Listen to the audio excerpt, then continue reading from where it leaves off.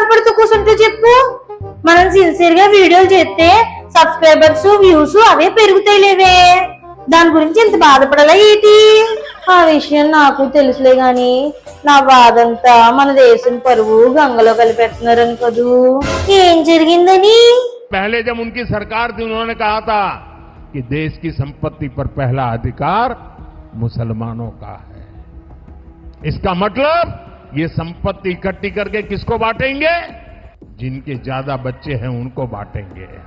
ये अर्बन नक्सल की सोच मेरी माताओं बहनों, ये आपका मंगलसूत्र भी बचने नहीं देंगे, यहां तक जाएंगे। मैं कहने ఏంటి మమ్మీ, మా మోడీ అన్నయ్య దేశాన్ని ఎక్కడికో తీసుకెళ్లిపోతాడని సంకల్ గుద్దేసుకుంటూ కదా, ఇప్పుడు ప్రపంచ దేశాలన్నీ నవ్వుకునేలాగా తన మాటలతో ఎక్కడికో తీసుకెళ్లిపోతున్నాడులే. ఎలక్షన్ లో ఓట్ల కోసమే అంత దిగజారిపోయాడా, లేకపోతే మా నోడి ఒరిజినాలిటీనే అదా? అది అర్థం కాకే కదా ఇంత బాధ. ఏది ఆ రిమోట్ సారీ మమ్మీ?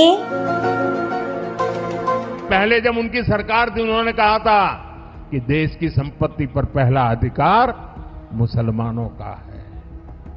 इसका मतलब ये संपत्ति इकट्ठी करके किसको बांटेंगे? जिनके ज्यादा बच्चे हैं उनको बांटेंगे। ఏంటి కాంగ్రెస్ వాళ్ళు దేశ సంపదని ముస్లింలకు పంచుతామన్నారా? ఇలాంటి పచ్చబద్దాలు చెప్పడానికి సిగ్గు అనిపించట్లేదు? ये अर्बन नक्सल की सोच मेरी माताओं बहनों, ये आपका मंगलसूत्र भी बचने नहीं देंगे, यहां तक जाएंगे। मैं कहने ఏంటి హిందూ మంగళసూత్రాన్ని కూడా వదలరా? వాటిని కూడా ముస్లింలకి ఇచ్చేస్తారంటూ అమాయకుల్ని భలే రెచ్చగొడుతున్నావే.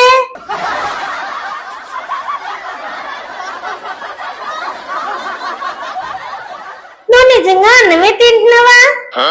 అన్నం తినేటోడు ఎవడైనా పిఎం ప్లేస్ లో ఉండి ఇలాంటి కారుకోతలకు వస్తాడా?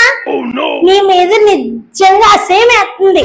ఆపవే క్యూటీ, నువ్వు ఇలాగే మాట్లాడితే వాళ్ళ సోషల్ మీడియా బ్యాచ్ మన మీద రెచ్చిపోతారే బాబు.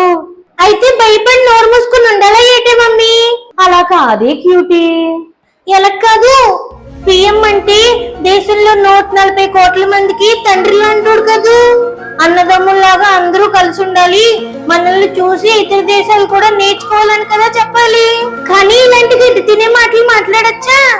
ఇదంతా హిందూ ముస్లింల మధ్య విద్వేషాలు రెచ్చగొట్టి లేనిపోని భయాలు కల్పించి దాని ద్వారా ఓట్లు పొందడానికే ఈ చెత్త వేషాలన్నీ. తేజస్వి లోగ్ హై హమారే పాస్.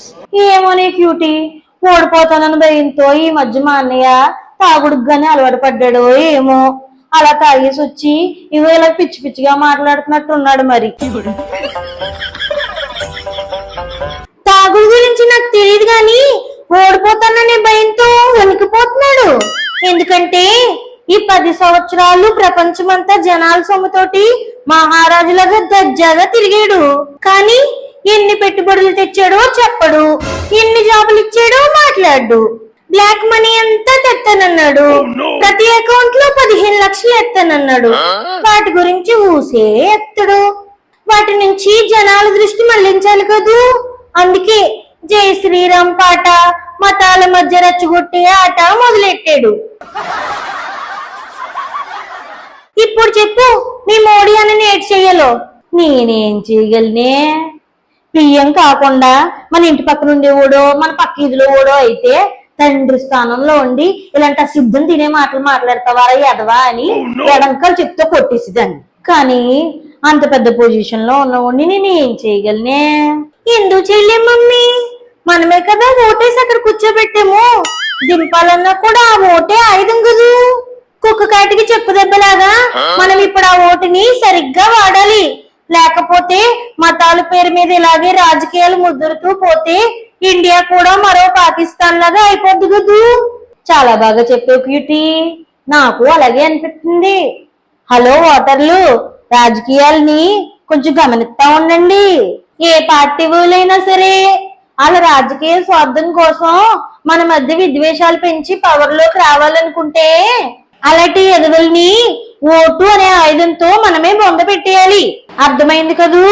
మళ్ళీ మరో టాపిక్ తో మీ ముందుకు వస్తాను. ఉంటాను మరి. సభకి నమస్కారం.